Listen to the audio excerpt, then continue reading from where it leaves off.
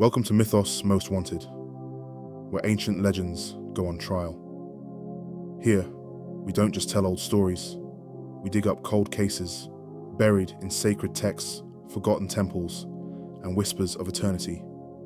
Each episode unearths the darkest, most violent crimes ever committed by divine beings. From genocidal tantrums to cosmic war crimes, from human sacrifice to unholy betrayal. We'll break down their lives, their motives, and their madness, with psychological evaluations, crime scene analysis, witness interviews, and final verdicts. Because here, mythology isn't worshipped, it's interrogated. This is Mythos Most Wanted, and every god has blood on their hands. On today's Mythos Most Wanted, we look at the chilling and heart-wrenching tale of Popa Medaw, the blood mother of Mount Popa. In the heart of Myanmar, where jungle vines strangle the bones of fallen temples and volcanic earth breathes ancient rage, there is a name spoken only in hushed, fearful tones: Popa Medaw. Known by some as the guardian spirit of Mount Popa, and by others as a cursed mother draped in orchids and grief, she is not the protective matron her name implies. She is vengeance in divine form, once human, now something else. Her story is not one of devotion or redemption. It is a tale of betrayal, sacrifice, and a wrath that refused to die. Long before she became a spirit feared and worshipped across Myanmar, she was Me Wunna, a woman born of the forest, said to have fed solely on flowers. She was gentle, otherworldly, untouched by the cruelty of man, until cruelty found her. And when it did, it turned her into something monstrous. Before her transformation into the infamous Popa Medaw, Me Wunna lived a life of simplicity and silence, cradled by the jungle that wrapped itself around Mount Popa. Legend says she had no taste for meat, nor for blood, only for the sweetness of blossoms, plucked in silence. Her strangeness, her beauty, her otherworldly aura eventually caught the eye of Beata, a divine messenger of King Anarata. What began as seduction spiraled into tragedy. Me Wunna became pregnant with twin sons, half-divine children, whose very existence threatened the king's celestial order. Their union, unsanctioned and scandalous, was seen as defilement, and when Me Wunna bore her children, she was cast out and labelled an unclean vessel. The monarchy's answer was swift and merciless. The twins were seized, and she was condemned. Alone, betrayed, and bleeding, she was dragged to the pyres at the base of the volcano. They burned her alive under royal orders. Witnesses claimed her screams echoed through the mountain like a mother's lullaby warped by pain. Yet, the flames did not consume her soul. As her flesh blackened and fell away, something ancient, something furious, was born from the ashes. According to a fragmented Nat Order report recovered from the National Archive, her cries did not end at the moment of death. Instead, the report chillingly reads, "Subject Me Wunna was executed by divine command. Her cries did not cease after combustion. We believe a nat birth occurred post-mortem." From her charred remains rose Popa Medaw, the blood mother. No longer mortal, she became vengeance given form, a godless god who would never again be silent. And her fury would begin where her pain had ended. What followed became known among ancient scribes as the Night of Five Monasteries. In 1127 CE, across Bagan, 5 temples burned simultaneously under a full moon. 4 monks were found dead, their robes soaked in blood, and bodies tangled in vines that hadn't grown there the day before. A royal medium and a nat exorcist were also found, one suffocated by orchid petals stuffed down his throat, the other crucified upside down inside a monastery dome.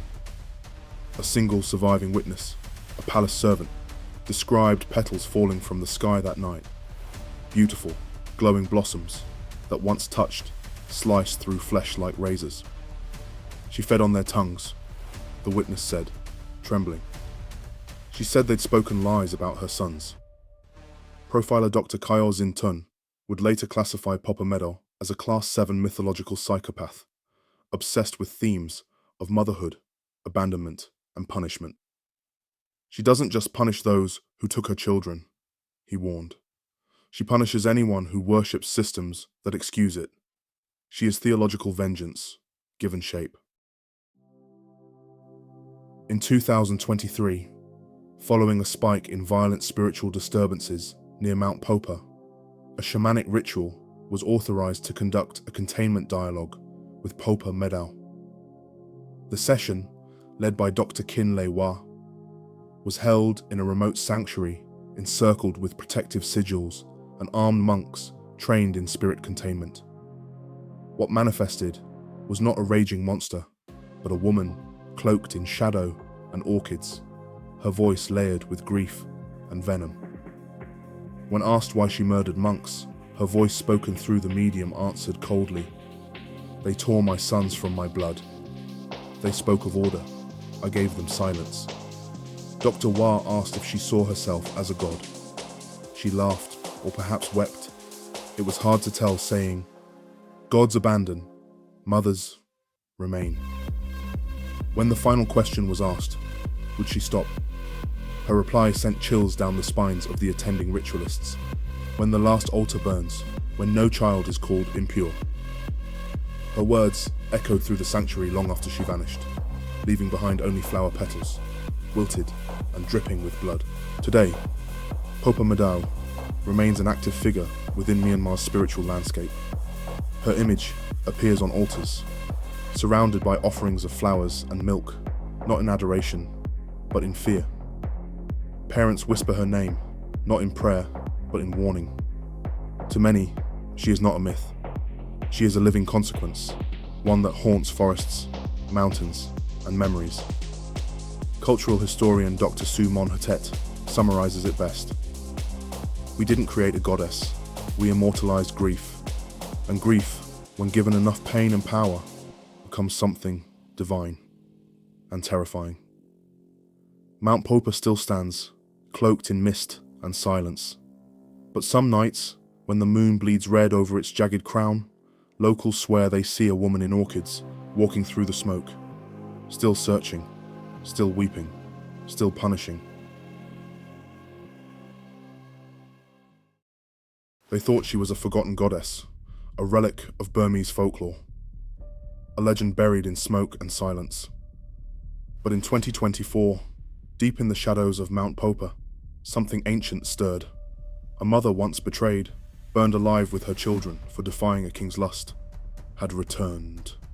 Not as a saint, not as a savior, but as vengeance made flesh. Her name, Popa Medaw, the Blood Mother. And this time, her wrath wasn't aimed at kings or palaces, but at a monstrous modern underworld preying on children. In a time where justice failed and silence thrived, Popa Medaw rose not to be worshipped, but to punish. The first incident was dismissed as myth. A remote trafficking compound on the Thai-Myanmar border was found abandoned. Not emptied, not evacuated. Abandoned mid-meal, with plates of steaming rice still on the floor, and blood smeared in concentric symbols across the walls. There were no bodies, just cages, burnt ash, and an unrelenting smell of jasmine and smoke. Investigators found claw marks scorched into the steel walls, but no sign of fire. One officer described it like this: "It was like something dragged hell through the building. Whatever it was, it didn't use bullets. It used fury." The children were gone, but not harmed. They were later found in a monastery 50 miles away. Not a single one could speak for days. When they finally did, they all said the same word in perfect unison: mother. From December 2024 to March 2025, the raids became more frequent and more gruesome. Traffickers across Myanmar, Laos, and northern Thailand were found mutilated in ritualistic ways. Eyes removed, tongues severed, bodies arranged in fetal positions, faces twisted in terror. It was as if each death was an act of poetic retribution. Interpol analysts, tracking the pattern, gave her a code name: Red Veil. Internal memos describe her as an unidentified, paranormal assailant of feminine form, targeting child trafficking rings with supernatural precision and extreme brutality. One camera at a compound in Shan State recorded only 4 seconds before it was incinerated. In those 4 seconds, a figure in white robes, her face cracked with ash, hair writhing like smoke, walked barefoot into the room. The lights exploded, screams erupted, then silence. Dr. Eliza Narayan, criminal profiler and spiritual trauma specialist, was brought in by the UN Special Crimes Task Force in early 2025. Her psychological autopsy of entity Red Veil was chilling.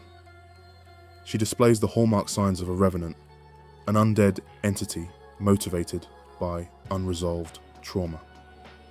But there's a maternal intelligence here. She's not killing for rage alone. She's killing as a form of cosmic justice. Each kill is a response, a mirror. She doesn't just punish, she recreates.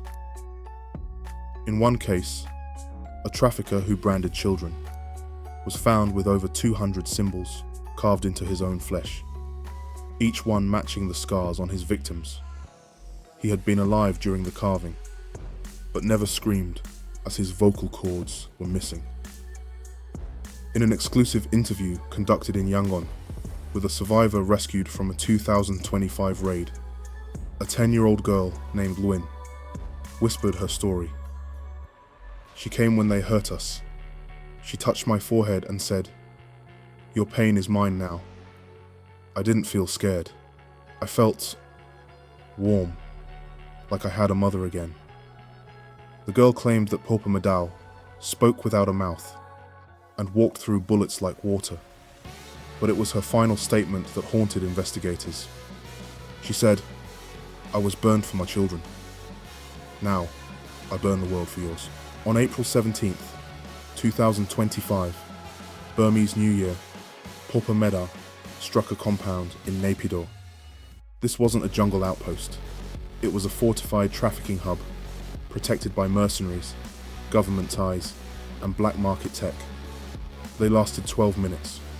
Surveillance footage showed armed guards opening fire on a figure approaching in broad daylight. Their guns melted in their hands. Their shadows detached and ran. The last camera captured a single still image, a woman cloaked in flame and smoke, holding a blood-stained doll. When authorities arrived the next morning, all they found were ashes, and the phrase, "My children are not yours," burned into the ground in Burmese. Popa Medaw hasn't been seen since that night. The UN has officially closed the case under non-human anomaly. The trafficking ring, once a global, multi-million-dollar network, is shattered. Survivors are speaking, governments are listening, and somewhere near Mount Popa, the mountain blooms with red flowers that were never there before. Dr. Narayan, in her final written analysis, concluded, "We called her a ghost, a spirit, a god, but maybe she's something simpler, a mother who was never done protecting her children." Popa Medaw does not demand prayer. She does not ask for temples. She only appears when you fail the innocent. And when she does, no one burns like the guilty. Another case closed. But in the world of gods, justice is never final. If you want more divine investigations, brutal truths, and mythological madness, don't forget to like, comment, and subscribe to Mythos Most Wanted. Your voice helps echo justice across the ages. And trust us, there are darker gods still waiting to be exposed. This is Mythos Most Wanted. See you in the next case file.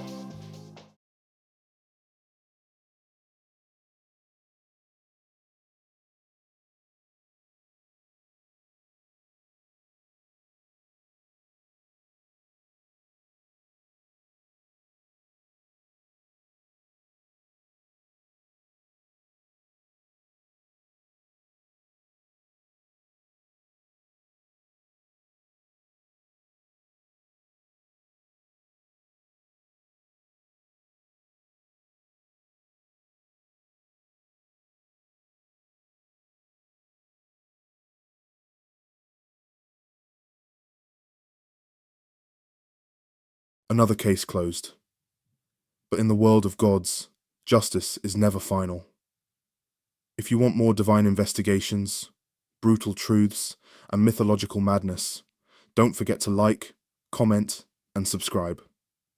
Your voice helps echo justice across the ages.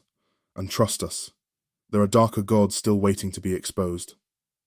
This is Mythos Most Wanted. See you in the next case file.